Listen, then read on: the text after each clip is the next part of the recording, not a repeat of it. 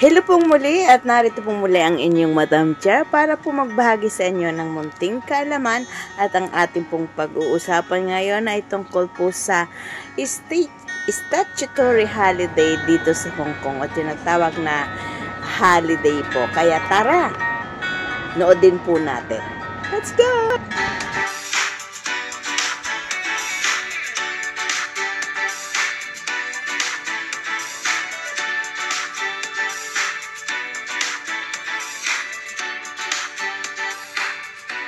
So, excited na po ba tayong malaman kung ano ang mga holiday dito sa Hong Kong?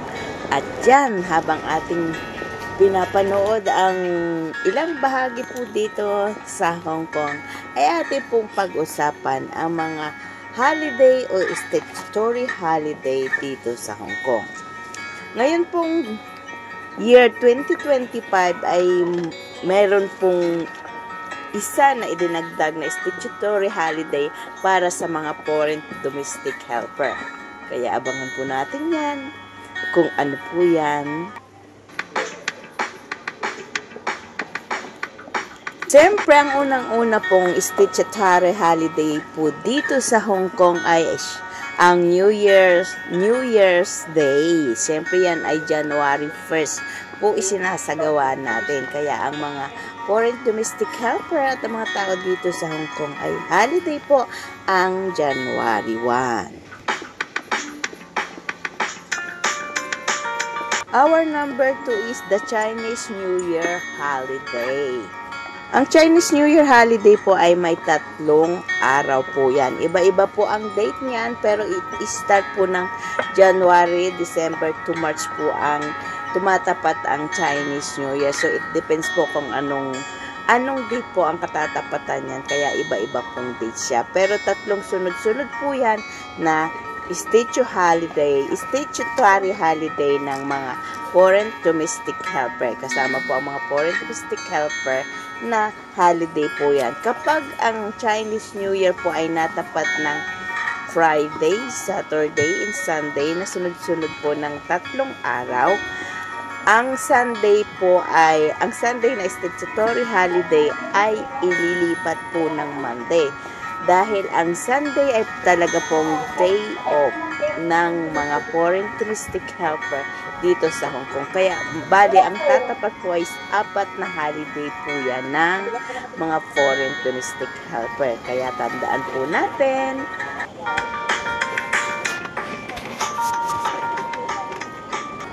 Ang pangatlo naman po natin ay ang Qingming Festival. Yan po ay ginaganap every April 4. Po ay maihalan tulad po natin sa All Saints Day. Kaya lang, ito pa ay pag-alaala sa mga namatay ng kapamilya sa babae. Yan po.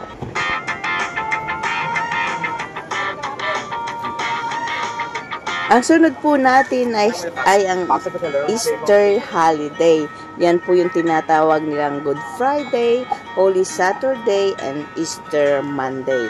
Pero ito pong 3 ito, ang mga foreign domestic helper po ay hindi po nila labas ang statutory holiday na ito. Para lang po ito sa mga residents ng Hong Kong. Pero may mga employer po na ibinibigay ito sa ating mga foreign domestic helper na kanila rin pong statutory holiday.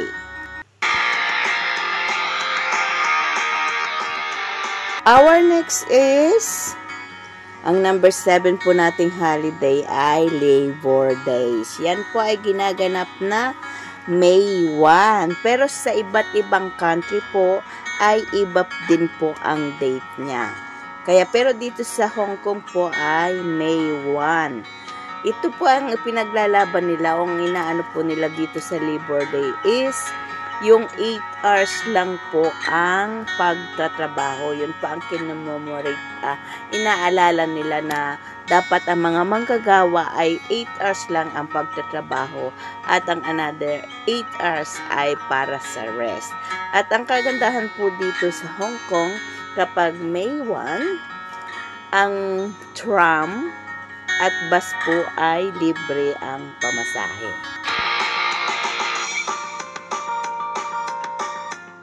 Ang next naman po natin ay Buddha's birthday. Yan po ay May 5. Yan naman po ay pag-alaala nila sa mga namatay ng kanilang mga kaibigan at loved one. At yan ay pag-alaala din po sa poet and na si Q Yuan. Diyan po yan kinuha ang Buddha's birthday.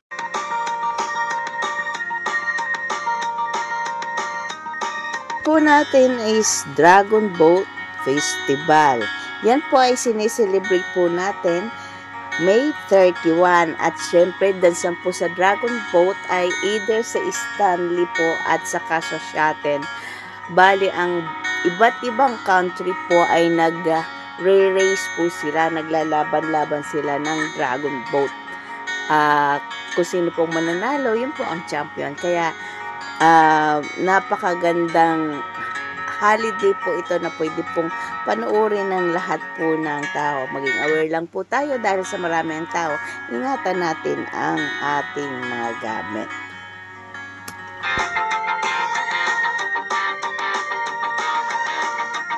Our next is Hong Kong Special Administrative Region. Yan po ay ginaganap naman ng July 1. Ito naman po ay commemorates the date in 1997 turnover ng Hong Kong to China. Bali, ang nag-colonize po kasi ng Hong Kong is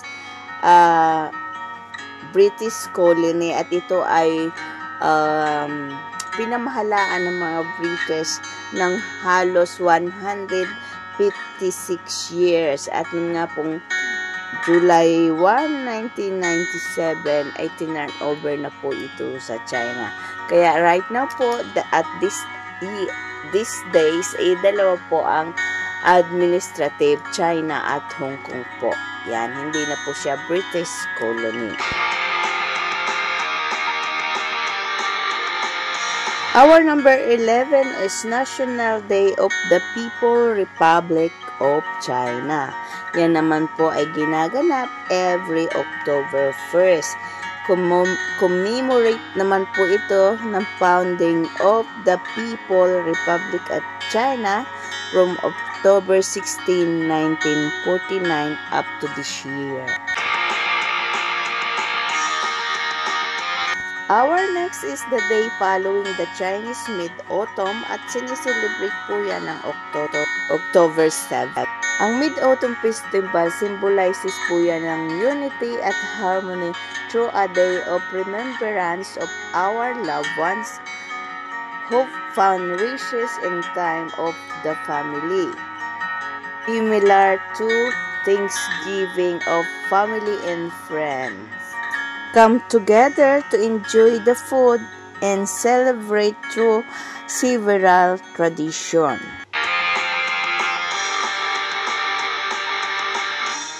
Our next is the Double Ninth Festival at yun po ay sineselebrate ng October 29. The Double Ninth Festival is also called as Old Man Festival, or in Chinese is called Chongyang Festival.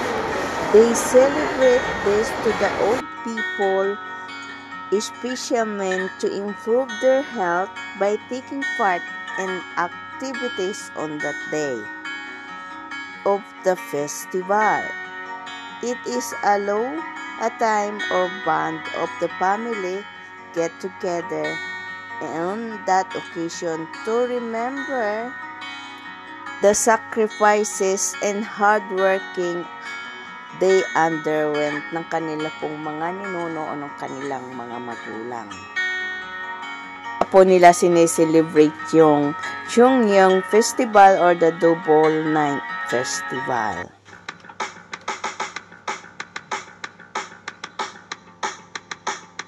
Our next is the Christmas Day. It is December 25. Bali po ang mga tao all over the world ay sineselebrate po nila ang Christmas Day. At dito po sa Hong Kong, isa po yan sa mga statutory holiday na kabilang ang mga foreign domestic helper na ini-enjoy ang ganitong holiday.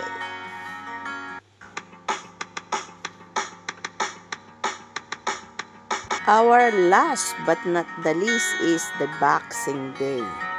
According to history.com, the lords and aristocrats would give their servant a Christmas boxes filled with leftovers or small gift after the parties leading to the Christmas Day and leading to the name Boxing Day. Employers still give the service workers bonuses around the holidays, just as leftovers still are a part of celebration they are doing. December 26, 2024 added this holiday for foreign domestic helper as the holiday too. Boxing Day din po, ibinibigay nila ang kanilang mga bonuses like 1 month salary, 13 month salary, at ang kumbaga dito sa Hong Kong is the red packet. So they are very happy, not only the gift, not only the food that they eat on Christmas, they share that to the helper and the bonuses, so everybody's happy. So that's all.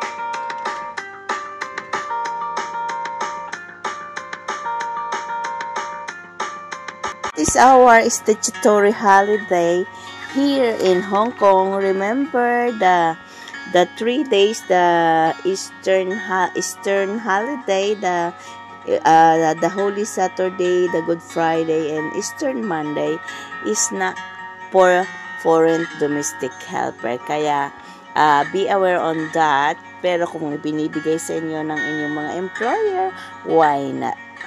Isn't it? Kaya kapag gusto nyo pong pumunta dito for a holiday, yan sa may mga member of the family po kayo na nagtatrabaho abroad. At dyan, muli tayong maghihiwa-hiwalay at sana ay may natutunan po kayo sa ibinahagi natin na 15 statutory holiday dito sa Hong Kong. At kung kayo ay nagbabalak na magbakasyon dito, lalo na may mga kapamilyang OFW, i-secure na po nyo ang mga holiday. Bye-bye po!